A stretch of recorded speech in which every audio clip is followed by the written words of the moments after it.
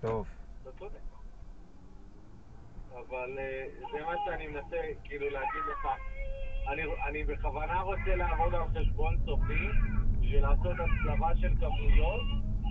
ברור שלא תצליח לתת לי 100% חשבון סופי, אבל בוא נגיד ש-90% יהיה לנו את הבסיס, כמה חריגות יהיה לנו? 70%, אבל מה-90% האלה שנדע היום איפה החריגות שלנו. לא עוד חודשיים סליחה, שלוש להתעורר. דודי, אני נכנסתי לתאונה, סליחה. אני אחזור אליך.